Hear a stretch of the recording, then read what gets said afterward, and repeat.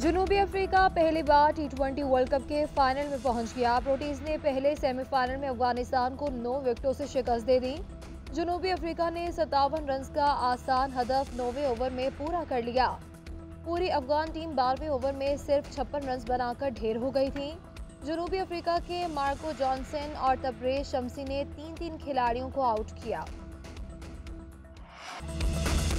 Afghan team के कप्तान राशिद खान का पहले बैटिंग का फैसला दुरुस्त साबित न हुआ। जनूबी अफ्रीकन बॉलर्स के सामने कोई अफगान बैटर टिक न सका। पूरी अफगान टीम सिर्फ 56 रन बना सकी। 3 अफगान खिलाड़ी 0 पर आउट हुए। अफगानिस्तान के 10 बैटर डबल फिगर में भी ही दाखिल न हो सके। अजमतुल्लाह 10 रन बनाकर टॉप स्कोरर रहे। रहमान और गुरबाज, मोहम्मद नबी और नूर अहमद 0 पर आउट हुए। इब्राहिम जदरान 2 और गुलबदीन नायब 9 और राशिद खान और करीम जन्नत 8-8 रन बनाकर पवेलियन लौट गए। टी20 वर्ल्ड कप का दूसरा सेमीफाइनल भारत और इंग्लैंड के दरमियान होगा। मैच शाम 7:30 बजे होगा। जीतने वाली टीम हफ्ते को जनूबी अफ्रीका से फाइनल खेलेगी।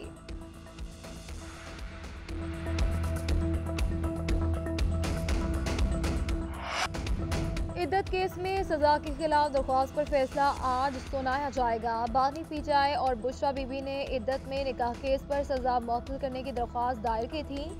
इस्लामाबाद के डिस्ट्रिक्ट एंड सेशन कोर्ट के जज अफजल मजोका महफूज शुदा फैसला दिन 3 बजे सुनाएंगे।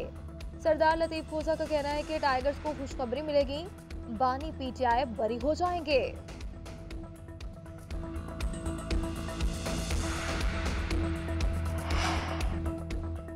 सुप्रीम कोर्ट मखसूस नशिस्तों के केस की समाअत आज करेगी। तहरीक इंसाफ ने केस में फरीक बनने की दरख्वास्त दायर कर दी। बैरिस्टर गोहर की जानिब से दायर दरख्वास्त में कहा गया, पीटीआई को मखसूस नशिस्तों की फहरिस्त देने की इजाज़त ही नहीं दी गई। इलेक्शन कमीशन के तहरीक इंसाफ के हवाले से इल्ज़ामात हक़ाइक़ के बरक्स हैं।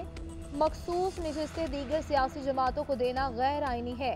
उधर अटर्नी जनरल ने भी सुप्रीम कोर्ट में तहरीरी मारूज़ात जमा करवा के सुन्नी इत्तेहाद काउंसिल को मखसूस नशिस्तें देने की मुखालफत कर दी।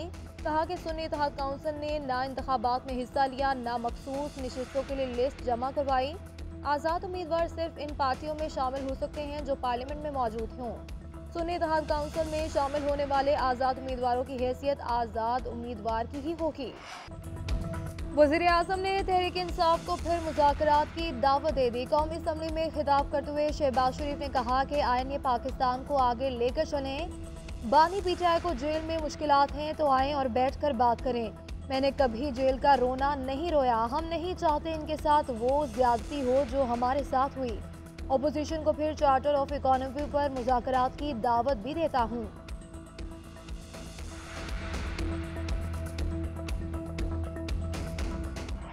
यहाँ पे फॉर्म 47 के प्राइम मिनिस्टर शहबाज शरीफ ने बात की है। आपके जहन में होना चाहिए कि हमारे लोगों के साथ आप टॉर्चर करते हैं तो आप कैसे एक्सपेक्ट करते हैं कि हम लोग रिस्पॉन्ड नहीं करेंगे। आप हमारी खवातीन को 45 डिग्री हीट में प्रिजन वैन्स में रखेंगे, वो टॉर्चर के करीब नहीं है। जनाब स्पीकर, मेरे लीडर वजीर आजम इमरान खान साहब को एक डेथ सेल में रखा, वहां पे अवन के इन्वायरमेंट बनाया हुआ है, वहां पे उनको क्या फैसिलिटीज है। मिस्टर नवाज शरीफ को और इनको जो फैसिलिटीज थी, एसीज लगे हुए थे, खाबे आ रहे हैं, 45 लोग आ रहे हैं, ये डिफरेंशियल है। तहरीक इंसाफ ने मुज़ाकरात के लिए बानी चेयरमैन और रहनुमाओं की रिहाई की शर्त रख दी। अपोजिशन लीडर उमर अयूब का कौमी असम्बली में वज़ीर आज़म की पेशकश पर जवाब। बोले, बात तब होगी जब मेरा वज़ीर आज़म जेल से बाहर आएगा। हाउस इस वक्त चलेगा जब हमारा एहतराम होगा। मुफाहिमत तब होगी जब आप यास्मीन राशिद, महमूदुर रशीद और दीगर के साथ ज्यादती को एहसास करेंगे। अली मोहम्मद खान बोले, आपकी वज़ारत उस्मा में कैंसर की मरीज़ा यास्मीन राशिद के साथ क्या हो रहा है? कौन लोग हैं जिन्होंने शेख रशीद से चिल्ला कटवाया? पाकिस्तान में लाकानूनियत है, आइन पर अमल दरामद नहीं हो रहा। अमरीकी ऐवान नुमाइंदगान का पाकिस्तान में इंतखाबात की मुकम्मल और आज़ादाना तहकीकात का मुतालबा। ऐवान नुमाइंदगान से 7 के मुकाबले में 368 वोटों से करारदाद मंजूर कर ली गई। करारदाद में अवाम को जमहूरी अमल में शिरकत से रोकने के लिए दबाने की मजम्मत, लोगों को हिरासा करने, धमकियां देने, तशद्दुद और हिरासत की भी मजम्मत की गई। करारदाद में कहा गया कि इंटरनेट और टेलीकम्युनिकेशन सहूलियात मुअत्तल करना काबिल मजम्मत है। ऐवानी नुमाइंदगान ने पाकिस्तान सियासी, इंतखाबी और अदालती अमल उलटने की किसी भी कोशिश को नाकाबिल कबूल करार दे दिया। करारदाद में जोर दिया गया पाकिस्तान आज़ादी सहाफ़त और तकरीर की बुनियादी आज़ादी का एहतराम करे। अमरीकी हुकूमत ऐवानी नुमाइंदगान की इस नॉन बिल्डिंग का करारदाद। तर्जुमान अमरीकी महकमा खारजा का अमरीकी ऐवान की पाकिस्तान से मुताल्लिक़ करारदाद पर तबसरे से गुरेज। मैथ्यू मिलर ने प्रेस ब्रीफिंग के दौरान एक सवाल का जवाब देते हुए कहा कि हुकूमत पाकिस्तान आईनी बैनुल-अक़वामी जिम्मेदारियां पूरी करे, इज़हार राय की आज़ादी, पुरअमन इज्तिमा के हकूक़ का एहतराम किया जाए।